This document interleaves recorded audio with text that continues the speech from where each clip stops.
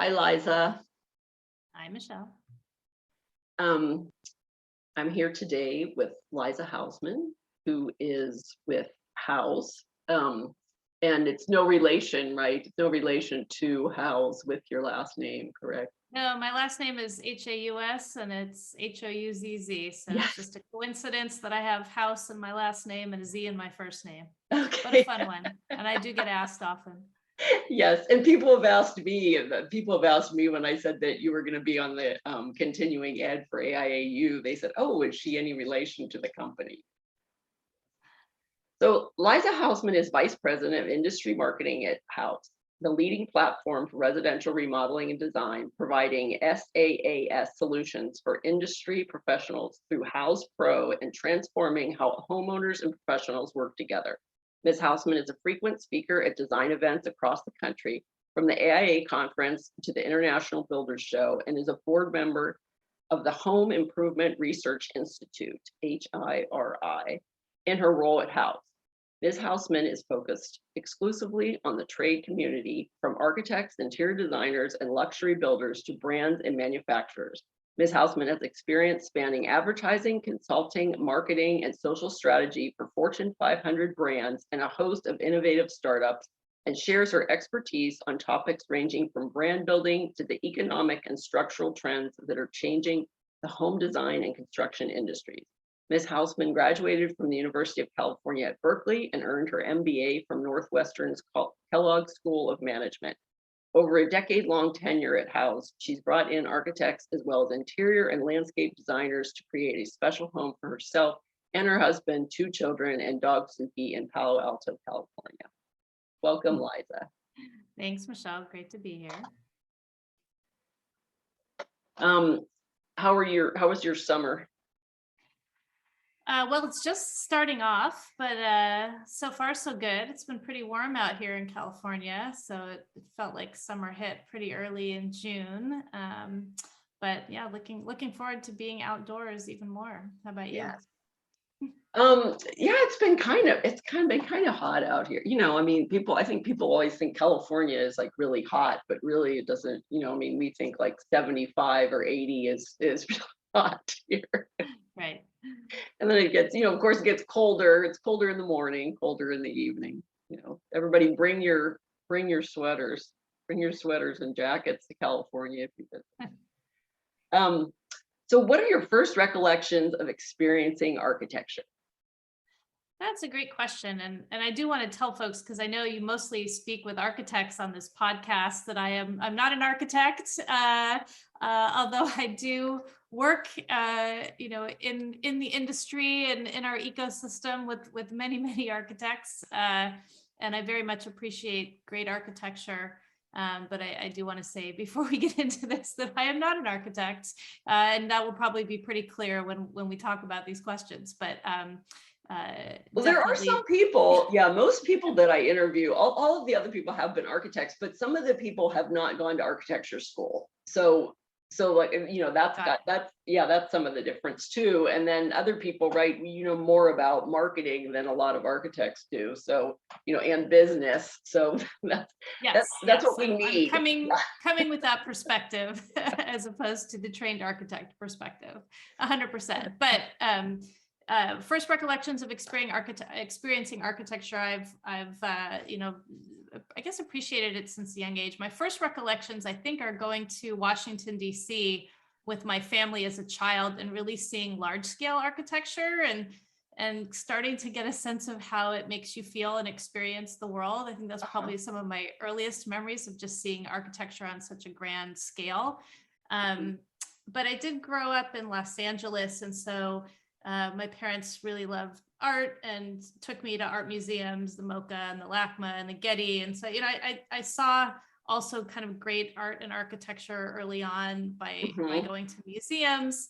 I took AP art history in high school. And so that was really where I learned, primarily Western architectural styles.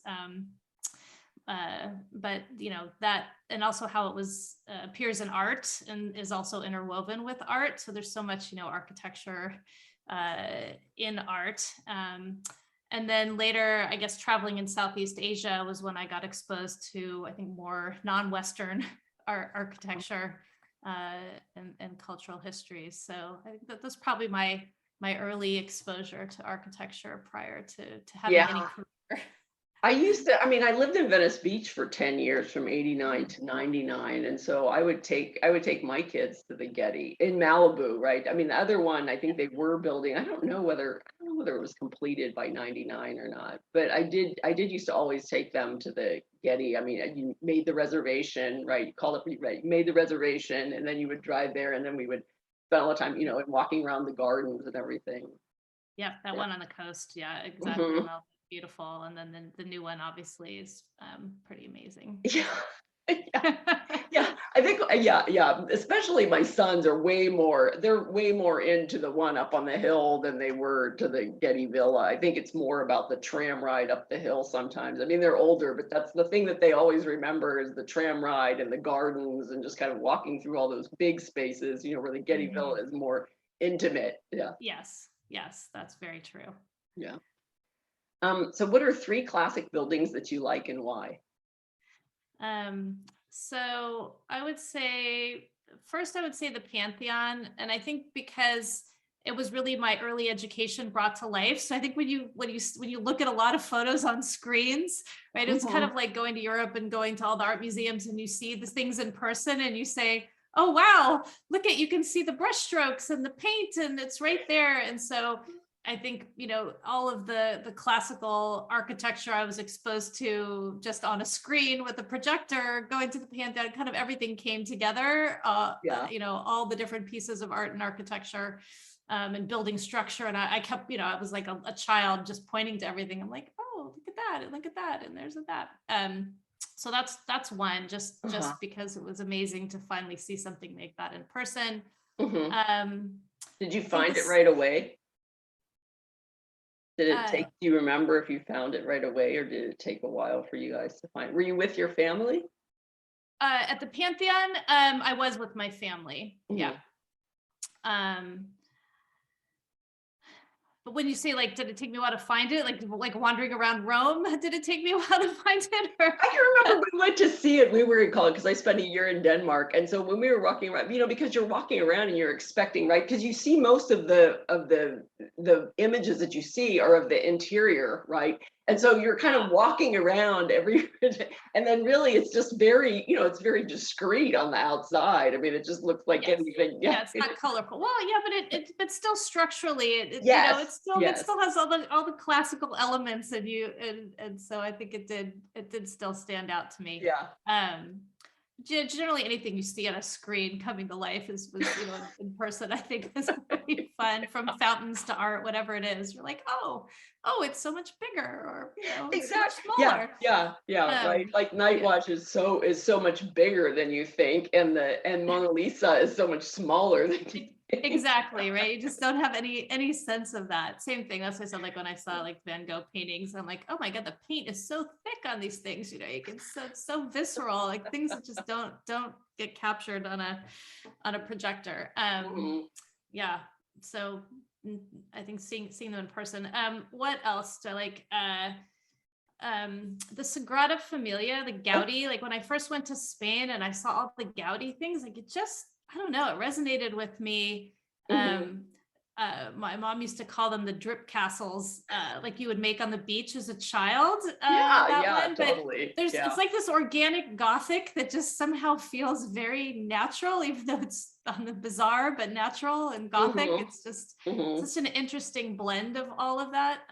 Somehow it feels kind of human, unlike a lot of the other Gothic, more traditional Gothic architecture. So that's probably my number 2. It's just so different, but it's such a struck a chord. And honestly, all the other Gaudi buildings and furniture too really struck a chord with me. I just thought it was so unique and interesting, and it's a different artistic perspective. Yeah, and Park Gel and stuff, you're just kind of like, oh. I mean, in the photographs, you just said, then you go there and it's like, oh my gosh, and there's all these people around that are also going there, so it's more of a big event and an experience. Yeah, it really is. So that was pretty amazing. And then not a specific building, but really anything Neutra. I grew up in Southern California. I love the openness, the warmth, the simplicity. I love mid-century and those residences particularly. Where did you grow up in Los Angeles? West LA, near Okay. UCLA. Yeah. Yeah. Yeah. No, I'm familiar with that. I went to Cal Poly Pomona, so Okay. we have the VDL house there that was Got it. given to the thing, and we actually were in the studio when Neutra when some of those case study house architects were still alive. They would Wow. come into the studios, and we of course didn't really know like who they were at that point, right? Because we were just students, and we didn't really, I don't think we appreciated it as much as when, you know, as now when you're like, oh my gosh, like that person was in the studio walking through during our grits. But, yeah. I could see that. That's pretty cool though. Yes. So what do you like about working to support residential architects and architecture? Yeah, it's a great question. Having been at Houzz for more than 10 years now, I do like it. I love being at the intersection of architects and their clients. I think the fun part has been, providing exposure for all the architect talent there is in the US and around the world. And I think that's one of the things that Houzz really did that was groundbreaking. It's kind of folks were maybe, known in pockets or, would get word of mouth recommendations. And, now it was with Houzz, they had the ability to really get exposure and feedback and love from, so many people appreciating their work around the world and showing the value of the work. I think, architects, continue to struggle to explain what they do and why they're important, and anyone who's been in a house that, is and then is not designed by an architect, clearly will grasp it immediately. But if you haven't had that opportunity to feel the difference, then it's really hard to understand. And so I think seeing photos kind of really help bring that to life. And I've been lucky enough to work with an architect, so I know kind of firsthand the impact they have on how we live and just the difference. Definitely the difference. I've seen the difference. So who was the architect? Who was the architect that did your house? Oh gosh, worked with you to do your house? You're gonna put me on that spot. Okay, sorry. No. You don't have to. There's nobody famous, but he's on Houzz. Okay. I can track him down later. It's been 10, 12 years since we remodeled, and now I'm gonna space, but I could think about it. Yeah.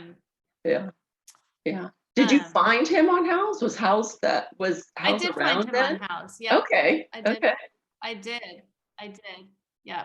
And it turns out he'd also renovated several homes in my neighborhood. So I also got to see some of the work that he'd already done. And so that, I mean, a lot of times we ask, like what kind of, what attracts people to a certain architect? And I mean, you can kind of tell that. So what were some of the reasons why you decided on that architect over, I mean, were they images in Houzz or? Oh, John Jang. Sorry, his name is John Jang. Okay. I knew it was just in my brain somewhere. That's okay. That's okay. That's okay.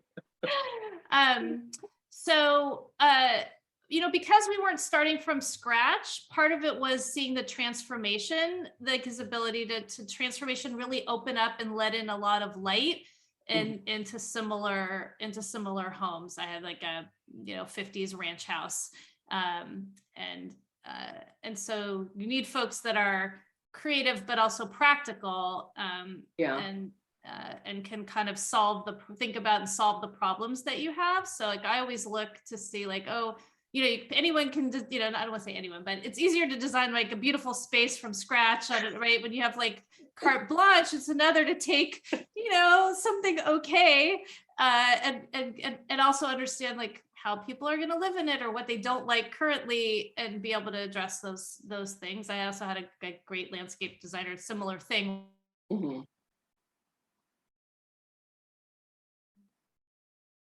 want it to work. Here's what we don't want to see the neighbors, right? All of those types of things, and being able to make it work and problem solve for your particular needs. So I think that was a big part of it. Yeah, I think there's definitely, there's definitely a kind of a, it's definitely, a talent to work with addition and remodel. I primarily do addition and remodels, and sometimes you just really have to, it's like kind of working. And then, because we're in Southern California, I always laugh when I like look at, at these projects, across the United States, and they're on like acres and acres of property. And I've asked other people that I said, do you have any setbacks? Like, do you ever have any setbacks at any of your on any of your projects? Because I look at, there aren't any neighbors or anyone, for like, it looked like miles and miles, just, and with us, we're like literally the house is like right, 10 feet away from exactly. us. It's 10 feet away. Yeah. And same thing, like, having worked in the neighborhood or in where we are in Palo Alto, working with the city, right? Having experience, knowing what all their hot buttons are so that you don't have things stuck in planning review. And there are a lot of pragmatic, considerations in addition to the creative side. So true. Yeah. Yeah. Is there anything else about working to support residential architects? Yeah, tons. I think so. The fun thing about Houzz is it does blend kind of the creative and the business and the technology, right? Houzz is fundamentally a technology company, and having this mission of bringing the industry together to make the process of design and construction more fun and more productive for everyone. That's a fun mission to work on. It's fun that people have used Houzz, right? Consumer, homeowners and pros. And so being able to talk about it and even talk about it to your family and have them, understand it and grasp it or benefited from it. It's fun to work in that space and have people say, I found my architect, or, and I get stories on both sides, right? I get amazing stories from architects about, how Houzz transformed their business and changed their business and helped them move in the direction that they wanted. And so it's incredibly rewarding to see, or say, like, we had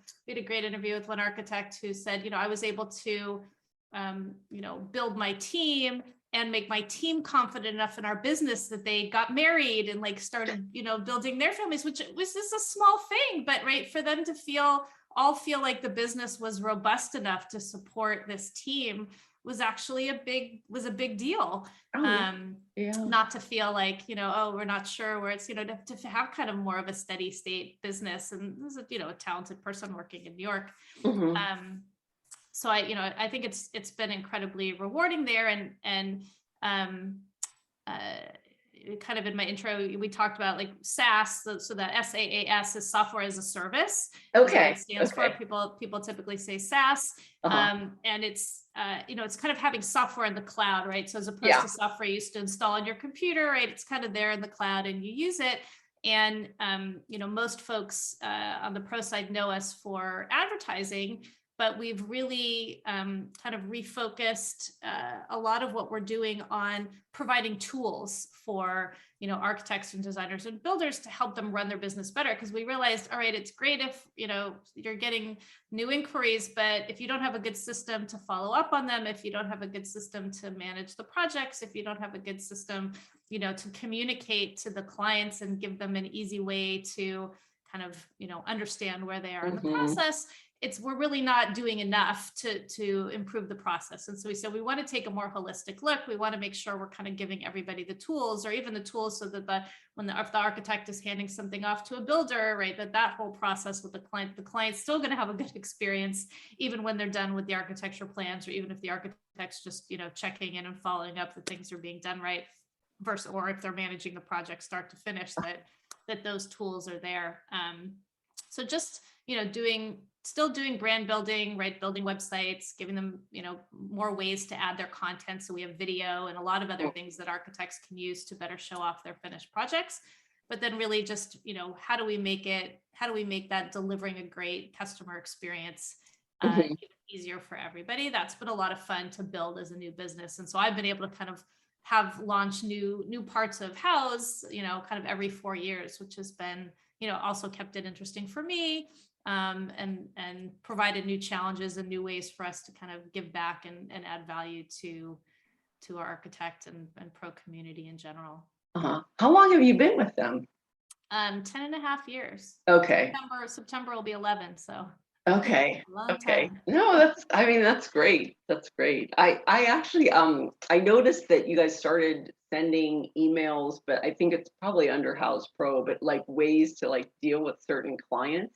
And Yes. that's one of the things that I mean, I have like looked at, but that's what I was like, oh, okay, I need that information right there. Yeah, there's some things that just are pervasive challenges, and client communication or dealing with difficult clients is a big one that comes up kind of across about like any profession in our industry.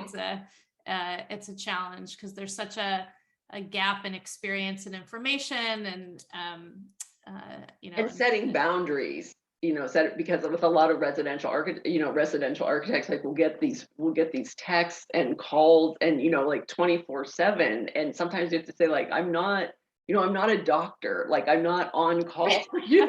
It's so true, and it happens. It happens to architects, it happens to designers, it happens to builders, and so that's kind of one of the advantages of the Houzz Pro platform is we designed it to be kind of that more effective, like asynchronous communication. So you can actually use the platform to like your client can text you through the platform. It captures the message, but then you don't, if, again, setting expectations up front is a big kind of, we do webinars on all of this of like, at the beginning when you start working with them, setting expectations on when you're available. But if you're capturing everything and able to kind of get back to it during business hours and start to train them, your clients that that's what's going to happen, then at least, they're able to send you messages when it's convenient for them, but you don't have to feel that you have to respond when it's, at that same moment. You can respond during business hours when it's convenient for you, but that message isn't lost and it's sort of waiting and organized and attached to the client, and the history is captured. And so we're really trying to, to make those tools that will make your client feel like they're getting a white glove experience, but also be easier for you, the architect, to manage the whole process.